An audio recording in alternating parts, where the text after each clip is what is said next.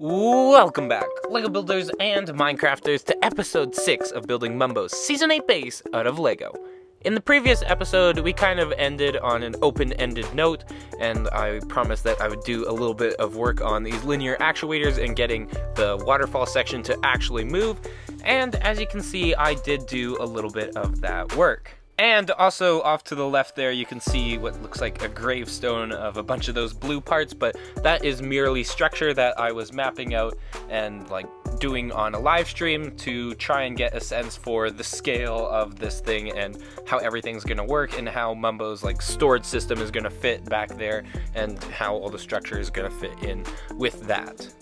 But in terms of these linear actuators here, you can see that both of them are about the same. I have most of the design done for both of them, and you can also see that this white kind of band on each side, that is the elastic band, and it is holding them in place, so they are kind of bouncy and stretchy now.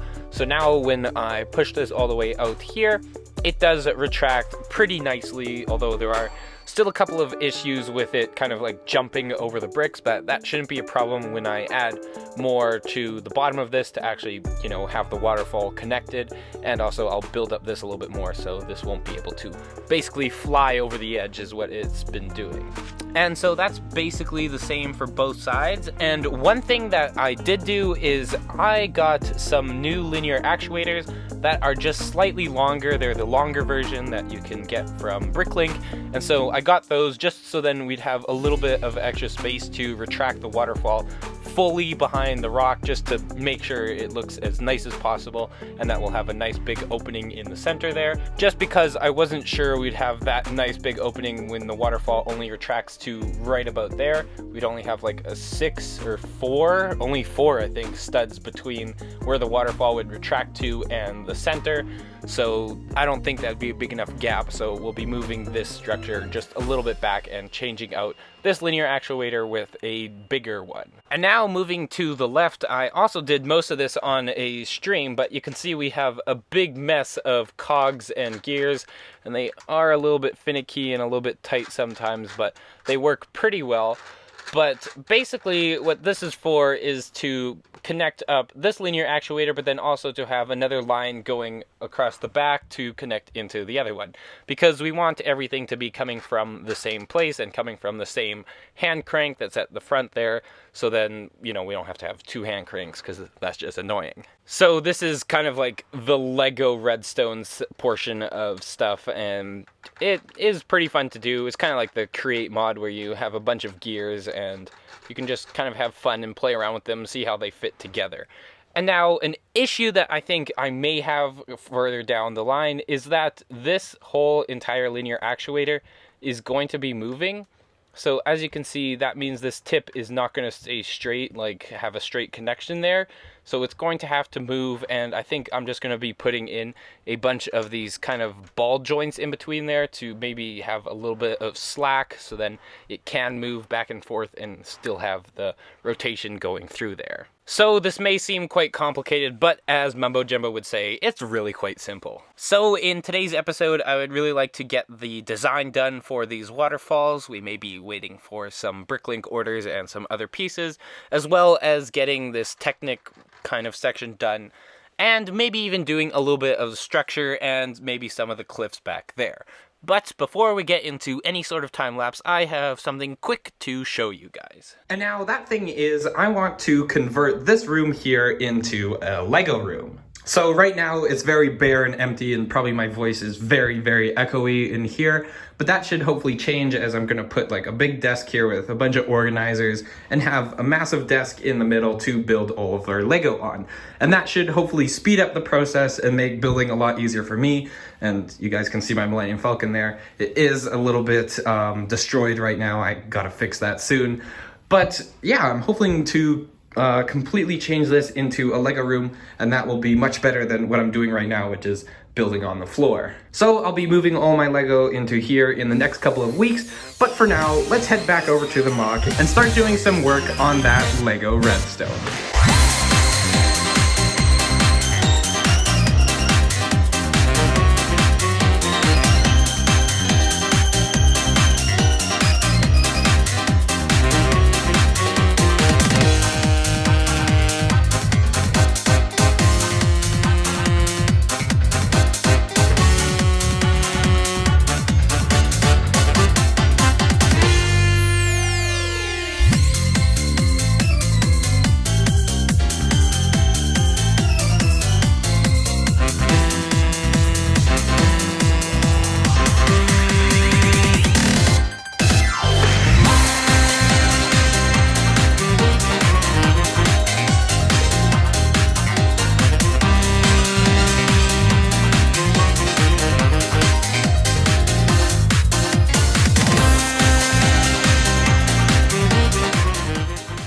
So actually, most of the work that you currently see before you was not actually done during that quick time lapse. It was actually done on various streams. I think it was 3 overall, mainly because I've just been busy doing other things, such as the Mumbo mosaic project that you guys saw in the previous video, and working on that new Lego room.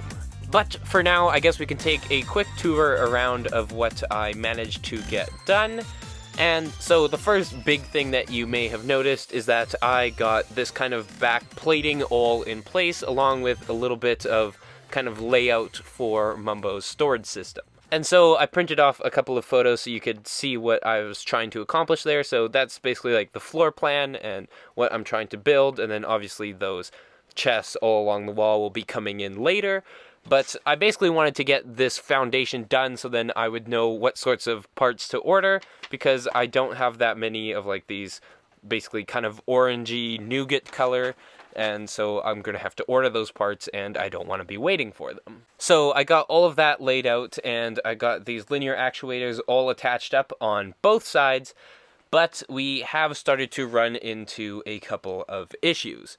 One of them I actually managed to fix, and that was that the gear over here was jumping a bunch, so basically the stress on it from pushing these linear actuators was too much and it started jumping, but I replaced that with a much more compatible gear, so these fit together much nicer, and even when I spin it you can tell that it's just a much smoother connection there, and it doesn't really make any more sound. So if we follow this, what is basically a mess of wires from this first little gear box there, you can see it comes out to this second gearbox where it goes off in that direction and also goes into the first linear actuator there, and then to that second one it goes to another one where it turns another 90 degrees, and then it heads underneath all of these plates and across the center of that base plate, and then it heads under and you can see it come back up over on this side, heads through 2 more gearboxes back over to the second linear actuator. But this is where the problem lies. Since this is rotating this way, like clockwise, that means that even when you take that rotation into this side over here, this is also still rotating clockwise. And that's a problem because these two things need to be rotating opposite directions because they both need to be moving outward. So the problem right now is I can't actually turn the input value here because this one wants to be going one way and this one wants to go the other way. So a way to fix that, and it's going to take a little bit of me playing around with gears, is basically to have a bunch of gears lined up to each other, because when you have a gear next to another gear, it will rotate in the opposite direction. So I think I can basically put in a chain of gears, or maybe just 2 gears, and then take that input. So that's a problem that we can fix very quickly here. That's it for this quick update. I'll bring you guys back when I have basically all of it done, and we may have another quick time lapse. So let's go.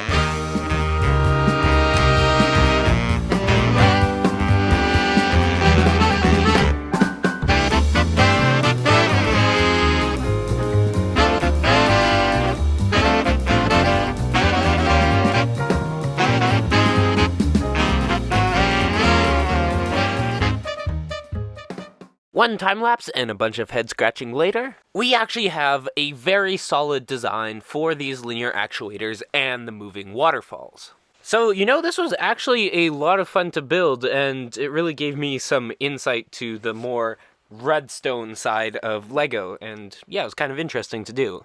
So I'm going to try my best here to try and turn this and show you guys how it works.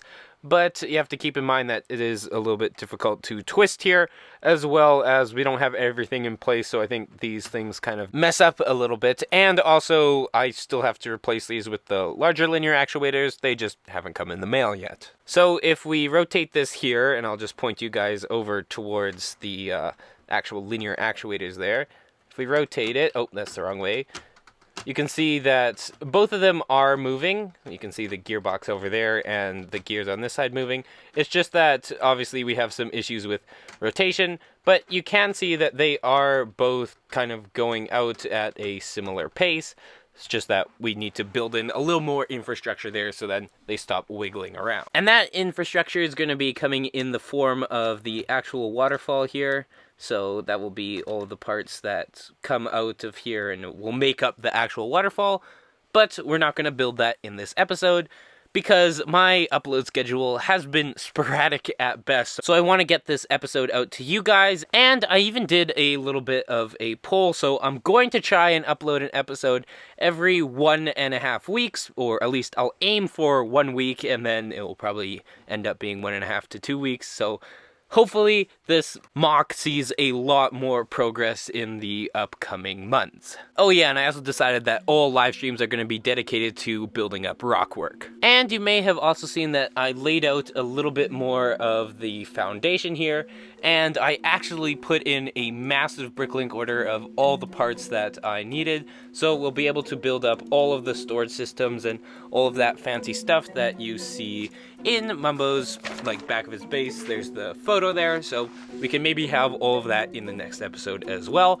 And yes, I do actually plan on putting in some more lights. I think they will look super cool with having all of that storage system lit up. So I think that's definitely something that I should incorporate in this build as well. Also, a quick little thing I want to show you guys here that I'm quite proud of is I got this step right there of those slopes to be half a plate thick, so it's only halfway in between the bricks, so that is a little bit tricky to accomplish, and maybe I can show you how I did it. So there, I've just broken apart the two plates, and you can see the bar going between the two.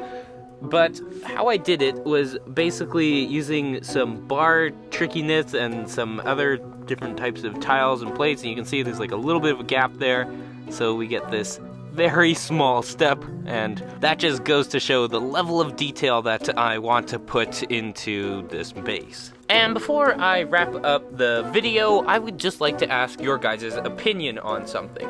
The most recent video that I did, the Building Mumbo Mosaic, I want to make a part 2 of that video where I actually build it up here in real life, and then I want to ship it to Mumbo Jumbo. And now, obviously, it doesn't have to be a mosaic of his face, if that might be a little bit too creepy. We could also do like a scene from Hermitcraft and just have a Minecraft scene made out of Lego. But let me know what you guys think of that idea. I think it'd be super fun and funny to send Mumbo like his picture of his own face made out of Lego. And I would like to show my appreciation to Mumbo just for being such an amazing person in some way, so I think that way would be a pretty good way to do it. So thank you so much for watching, but with all of that said, Gigahertz Productions, out.